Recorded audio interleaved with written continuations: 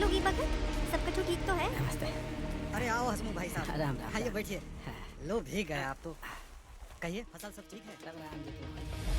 ये कह रहे हैं भाई साहब, वो जय एकादशी पे हमारे नए घर की गृह प्रवेश पूजा है, आपको तो पता ही होगा। जी जी बिल्कुल।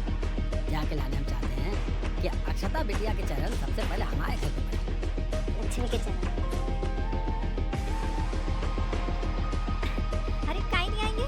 जब भी कोई पूछने की बात है जरूर आएंगे।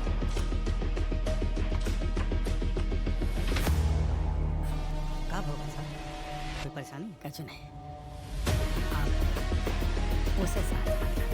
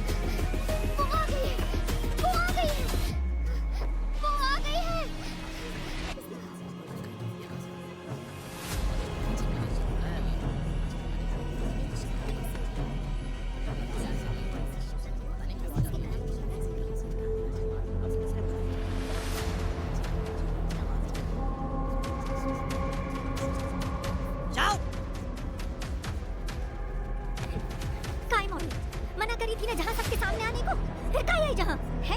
बोलो काहे आई जहाँ? बोले नहीं मनहूस कहीं की। कौन जन्म को बदला ले रही है हमसे? हमने आपको पहले ही बोला था ना, इस मनहूस को यहाँ मत लाना। हमें माफ कर दीजिए हसमुख भाई, आप सब भी हमें माफ कर दीजिए।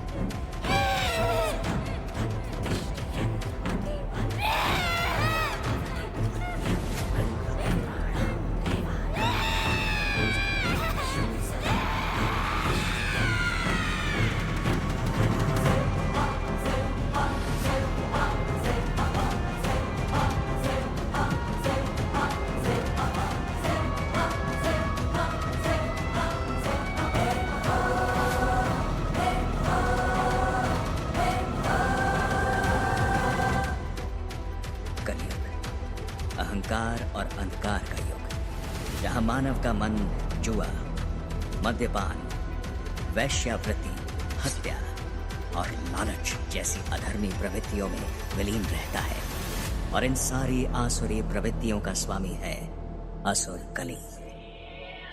जानते हो असुर कली का जन्म कैसे हुआ? कहते हैं कि समुद्र मंथन से निकले हलाहल को जब महादेव ने ग्रहण किया तो उसकी कुछ बूंदें धरती पे आ गिरी। उन बूंदों से ही निकला असुर कली। कलयुग के स्वामी असुर कली को मनुष्यों के मन में वास करने का श्राप मिला था। पर नियति का प्रपंच देखिए, असुर कली को श्राप देने वाले पांडवों के वंशज राजा परीक्षित स्वयं ही अपने श्राप के भोगी बने। जब राजा परीक्षित ने पांडवों द्वारा अनुचित रूप से अधिग्रहित सोने का मुकुट पहना, तब लालच के राक्षस कली ने उनके मन में वास कर लिया। और इतिहास साक्ष्य है कि जहां पर भी कली की असुरी शक्ति प्रबल होती है, वहां सदैव लक्ष्मी का अपमान होता है, और जहां लक्ष्मी का अपमान होता है वहां वास करती हैं अलक्ष्मी। अलक्ष्मी अर्थात दरिद्रता की देवी, मनुष्यों के समस्त दुर्भाग्य का कारण।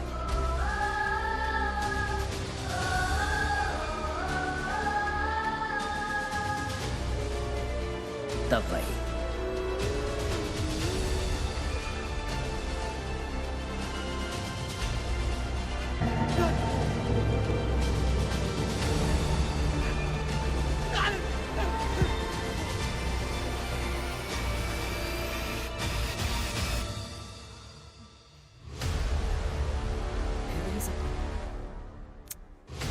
आप मेरी बात सुनते क्यों नहीं?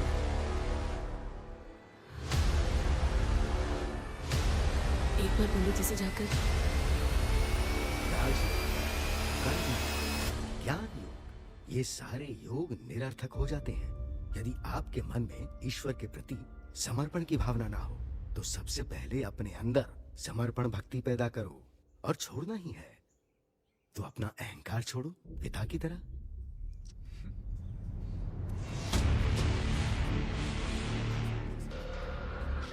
इस पे अंगूठा लगाओ। लालू भी शहर जाने को तैयार है। सही बात है। अगर तैरना आता हो ना तो डूबती नाव से जितना जल्दी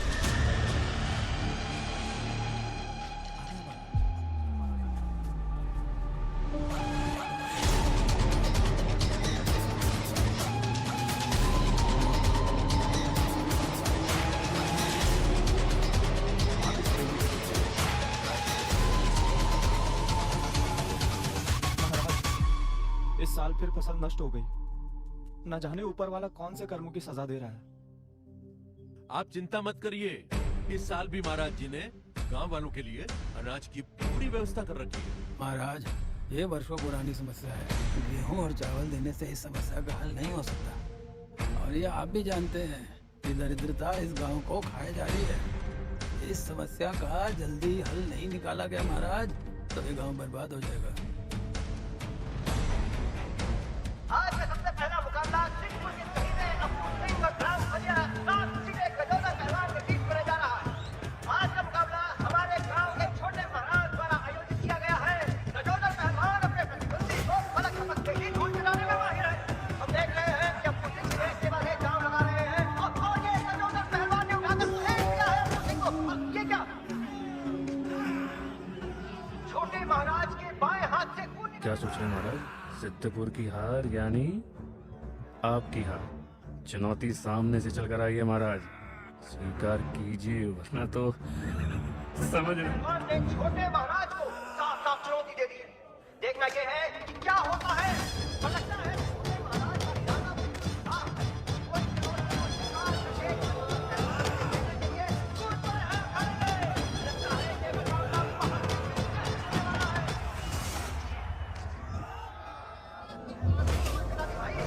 देखना ये है कि गजौदा पहलवान अपना उत्तर कैसे देते हैं।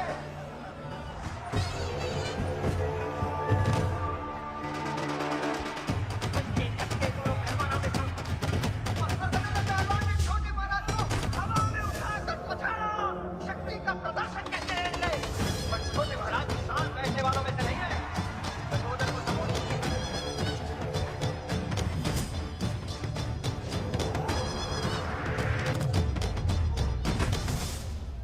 इस दर्शकों में भारी उत्साह।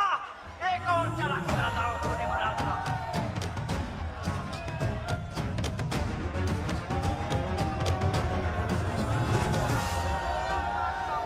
शानदार और इसी के साथ जीत हुई सिद्धपुर और छोटे महाराज की।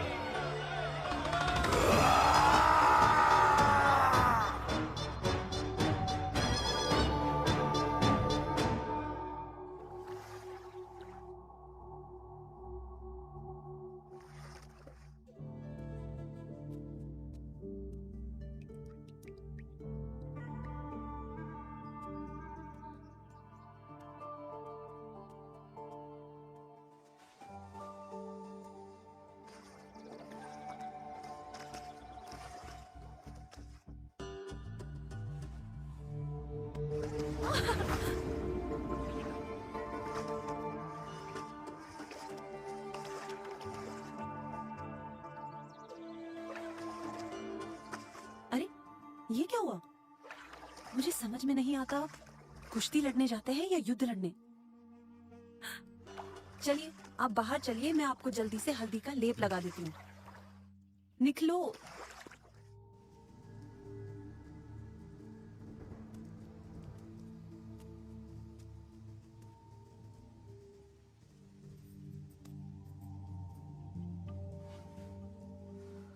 रति कितने वर्षों से समर्पित है हम इस गांव के लिए। हमसे जो हो सकता है सब कुछ कर रहे हैं, सब कुछ। फिर भी परिस्थिति बद से बदतर होती जा रही है। हमारी बात मानिए, आपको एक बार जाकर पंडित जी से मिलना चाहिए।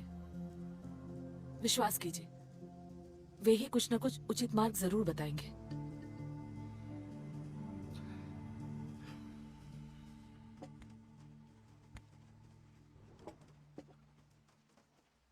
अब ये चोट कैसे आई? बड़े भाई, इसे चोट नहीं, पुरस्कार कहते हैं।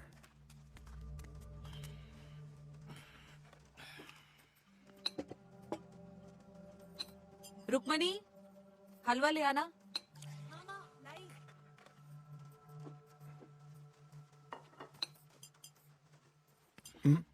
ये भी दे दूं ना, बांट देंगे सब में। ये तू फिर वही बात शुरू मत करो। अरे क्यों ना करूं माँ, आजकल तो हर सभा में बड़ा बड़ा का अनाज बांट रहे हैं। पहले तो सिर्फ गेहूं चावल बांटते थे, आजकल तो 56 भोग बांटे जा रहे हैं। गांव की बिगड़ती परिस्थितियों के बारे में तुम्हें अच्छे से पता है। हमारी थाली कभी खाली नहीं रही। इस बात के लिए हमें आभार व्यक्त करना चाहिए। बस करो माँ, आप भी ना। काम वालों को बांटने के लिए इनके पास कुबेर का खजाना है, और अगर मैं व्यापार के लिए कुछ पैसे मांगू तो इनसे फूटी कोड़ी निकलती नहीं है। ये तू बस कहने के लिए हमारी संपत्ति है, पर इस संपत्ति पर हमारा अधिकार रत्ती भर का नहीं है। ये तू बहुत हो गया, चुप करो। क्या गलत कह रहा है माँ?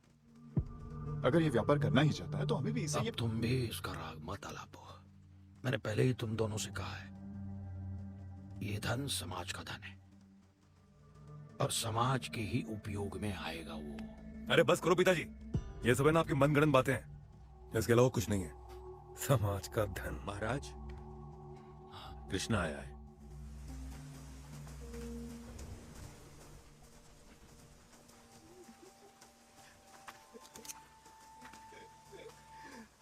क्या हुआ कृष्णा? महाराज, मेरी माँ। क्या हुआ माँ को? महाराज कुछ समझ नहीं आ रहा है। पिछले 2 दिन से तेज बुखार है। वैद्य जी की दी हुई दवा भी काम नहीं आ रही और आज उन्होंने भी जवाब दे दिया। चिंता मत करो, सब ठीक हो जाएगा। मेरी माँ को बचा लीजिए। प्रमेंद्र को बुलाओ। रो मत। महाराज, अब सब आप ही के भरोसे है। कैसे भी करके मेरी माँ को बचा लीजिए महाराज। सूर्य महाराज, महाराज ने आपको बुलाया है।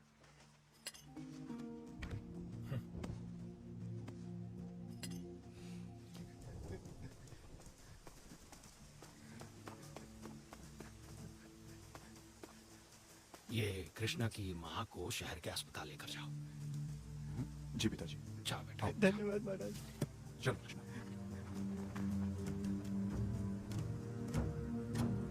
प्रमेंद्र, उस रास्ते से मत जाना।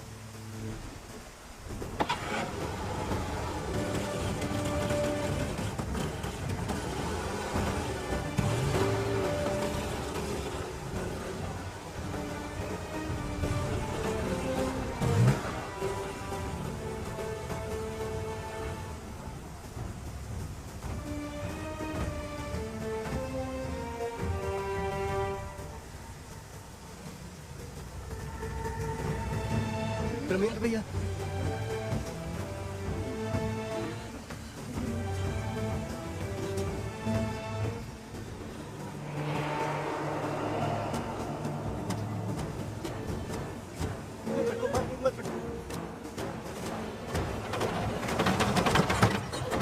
क्या हुआ प्रमेंद्र भैया?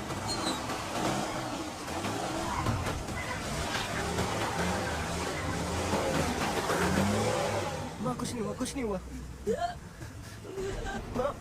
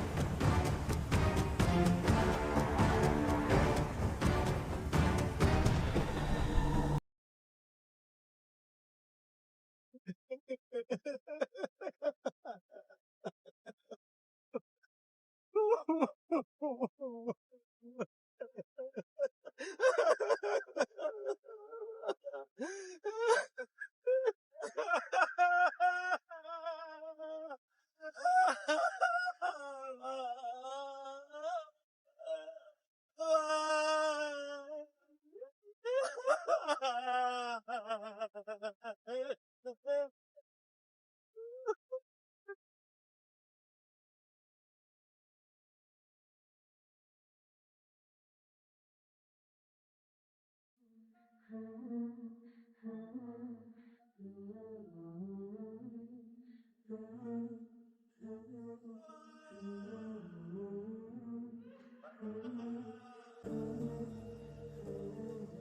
महाकाल, आज हम धन्य हो गए। महाराज खुद पधारे हैं। अंततः आपको हमारे पास समाधान के लिए आना ही पड़ा। आचार्य, सिद्धपुर की जनता त्राहिमाम त्राहिमाम है। कष्टों का कोई अंत नहीं है। हमसे जो कुछ भी हो रहा है हम करने का प्रयत्न कर रहे हैं, लेकिन ऐसा लग रहा है कि सब कुछ नष्ट हो जाएगा, सब कुछ। सिद्धपुर की जनता और आपका परिवार आज जो भी भुगत रहा है वो आपके पितरों के कुकर्मों का फल है। महाराज, पितरों से विरासत में हमें केवल संपत्ति नहीं मिलती, उनके सत्कर्म और कुकर्म भी मिलते हैं जो हमें भुगतने पड़ते हैं।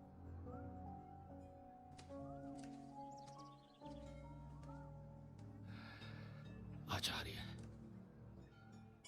इस महासंकट से निकलने का मार्ग। मेरे पिताश्री ने आपके पिताश्री को वो मार्ग 50 वर्ष पहले दिया था, लेकिन उसका निवारण करना उनके प्रारब्ध में नहीं था।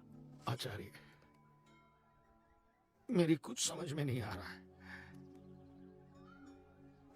क्या करें आचार्य? समाधान केवल एक ही है। वो जो पीपल का वृक्ष है, आपको लगातार उसकी पूजा करनी है, पूरी आस्था और भक्ति के साथ, ताकि लोगों के मन में भय कम हो और आस्था जागे। जब सारे गांव वाले भी उसकी पूजा करने लगेंगे तो अंत में आपको एक विधि बताऊंगा, जिसके बाद सिद्धपुर से दवाई हमेशा के लिए चली जाएगी। भैरव रक्षा करे।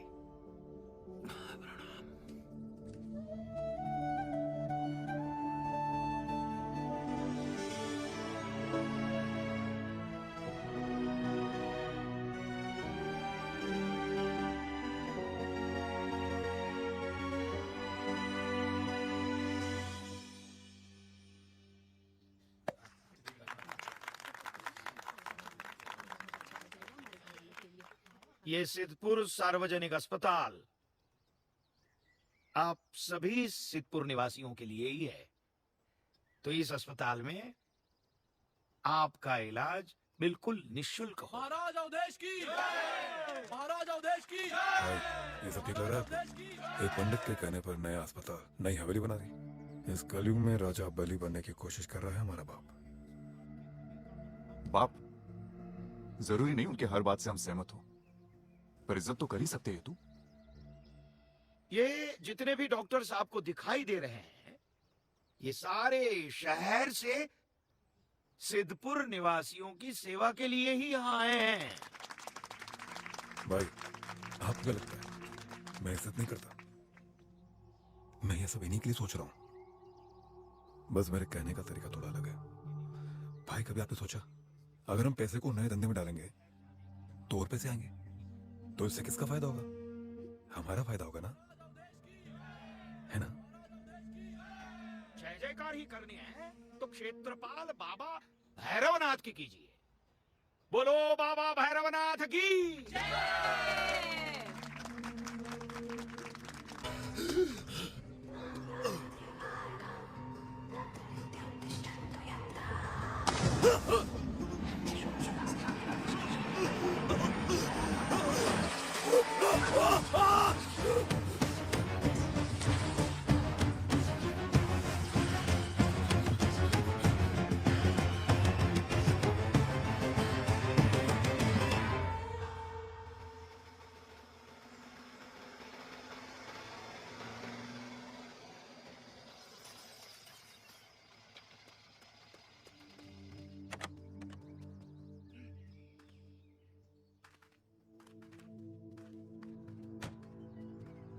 बाकी सामग्री तो आ गई है, बस जल और नारियल। प्रणाम, बैठिए।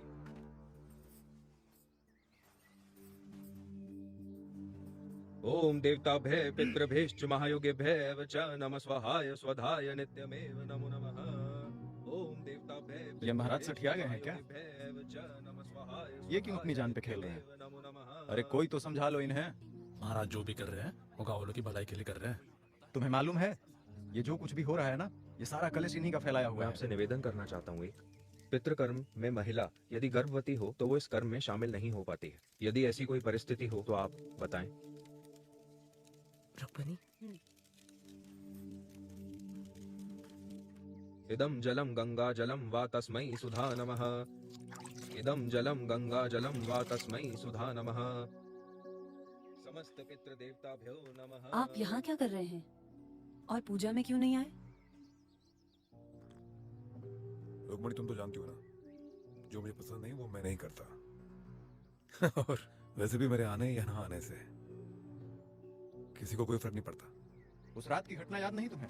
यही पेड़ के नीचे सुधा और यही पे हवेली बना दी।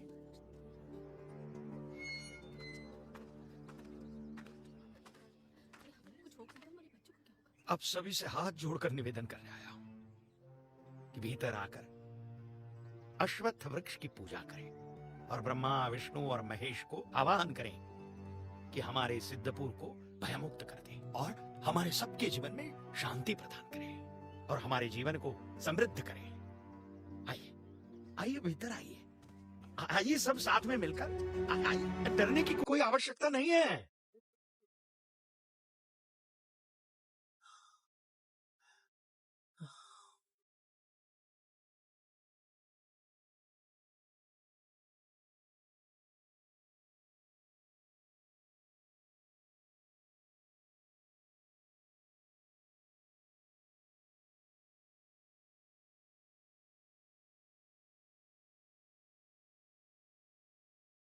क्या बात है पिताजी? आज काफी दिनों के बाद आपके चेहरे पर खुशी देखी। अच्छा लग रहा है। खुश होना स्वाभाविक है बेटा। वर्षों बाद ये भयानक समस्या के निवारण के लिए एक बड़ा कदम उठाया।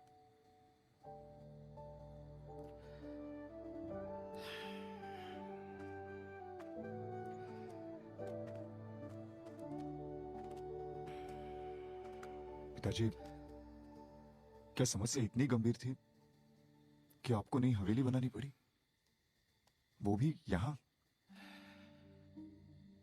इसकी गंभीरता को तुम्हें समझना होगा, क्योंकि मेरे जाने के बाद यह सारा भार तुम्हें ही अपने कंधों पर उठाना होगा। आपने कभी इसकी गंभीरता के बारे में बताया ही नहीं। कैसे पता चलेगा? बताता हूं बेटा। हमारे पूर्वजों ने वर्षों पहले कुछ ऐसे दुष्कर्म किए, ऐसे घोर पाप किए हैं जिसका फल हमारे परिवार के साथ साथ सारा सिद्धपुर भुगत रहा है। तुम्हारे परदादा वीर नारायण सिंह ने। पिताजी, पिताजी, कोई है? हाँ, पिताजी, हाँ, पिताजी, पिताजी क्या हुआ आपको? पानी, पानी लाइए कोई। अरे क्या हुआ पिताजी? हाँ, महाराज, अरे कोई आओ, पानी, पानी लाइए जल्दी। महाराज, क्या हुआ? हाँ? महाराज, महाराज आके खोलिए, क्या हुआ इन्हें?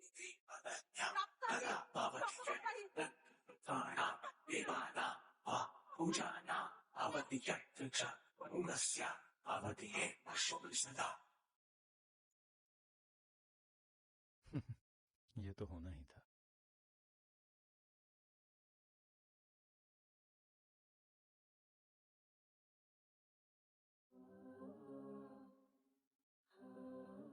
नहीं, नहीं, महाराज, महाराज हम ऐसे नहीं जा सकते, महाराज हम ऐसे नहीं जा सकते, महाराज।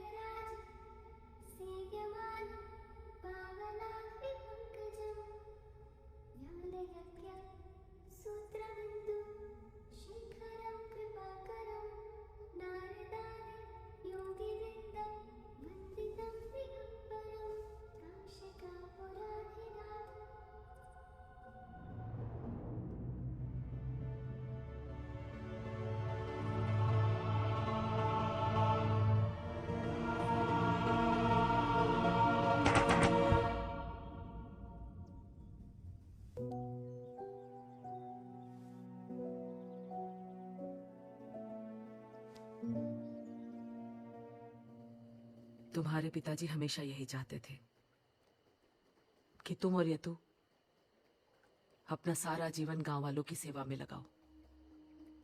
अब उनके ना रहने के बाद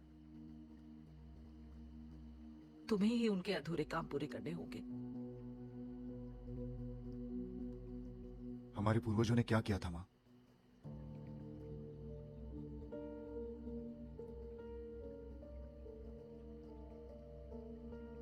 तुम्हारे दादाजी अपने चारों भाइयों में सबसे छोटे थे। उन्हें बहुत शीघ्र ही पता चल गया था कि ये सारा धन, संपत्ति, सोना, ये सब कुछ श्रापित है, क्योंकि उन्होंने अपने तीनों भाइयों को इस संपत्ति का भोग विलास में दुरुपयोग करते देखा था। ना चाहते हुए भी उन्होंने तवई को आमंत्रित किया। कुछ समय पश्चात यही श्रापित धन उनके परिवारों के सर्वनाश का कारण बना।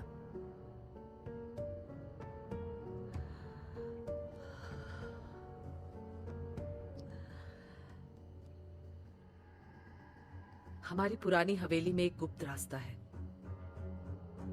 जो एक कमरे तक जाता है।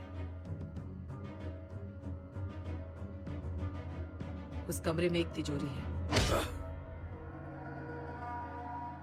उस तिजोरी में ही रखा है सारा श्रापित सोना।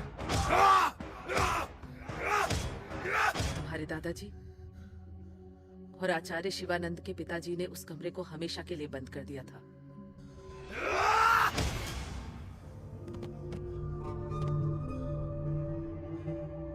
लेकिन माँ, इस पितृदोष की शुरुआत हुई कहां से?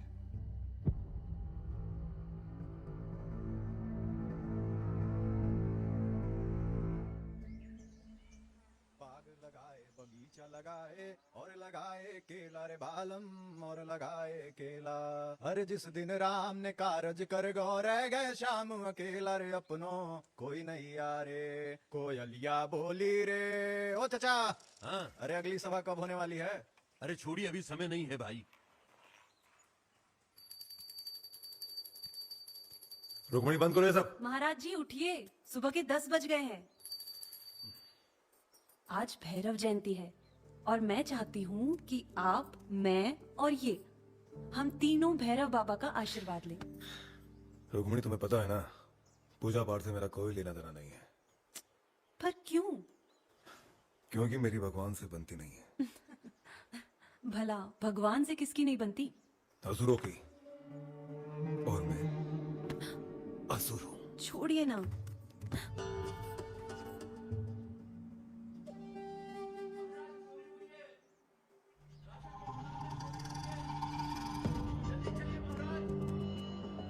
गांव वालों ने चोर को पकड़ लिया है।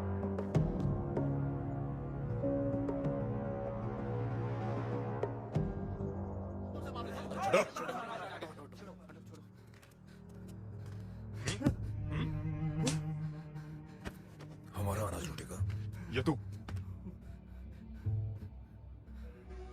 भाई, हमारा अनाज लूट के जा रहा था, पकड़ा गया साला। खाने को कुछ नहीं है मालिक। महाराज के जाने के बाद 3 महीने से सभा भी नहीं हुई है और हम गरीब कहाँ जाए मालिक? भीख में दी हुए अनाज और दान में दी हुई जिंदगी के सहारे जीते हो तुम लोग। आज हम न होते तो ये तू। मैं तो कहता हूँ इसे गांव से बाहर निकाल दो। क्या करते महाराज? भूख के मारे जान जा रही थी और 3 दिन से खाना भी नहीं खाया है।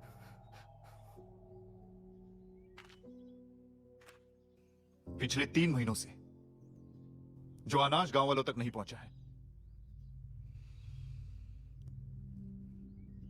उसे तुरंत गांव वालों तक पहुंचा दिया जाए। प्रवेंद्र महाराज की, प्रवेंद्र महाराज की जय।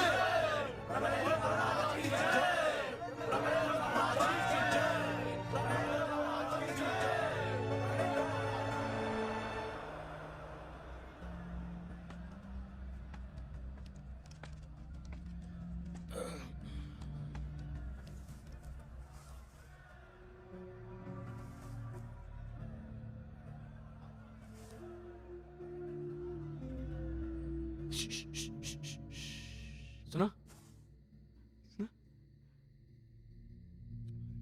कहीं तो प्रवेंद्र महाराज की जय जयकार हो रही है। प्रवेंद्र महाराज की जय, प्रवेंद्र महाराज की जय। आप तो बोले थे कि आप महाराज बनेंगे। साले, तुझे मैं दिखाता हूँ कि महाराज कैसे बनते हैं। मुझे मारने से क्या होगा महाराज? हस्तिनापुर तो जा रहा है आपके हाथों से।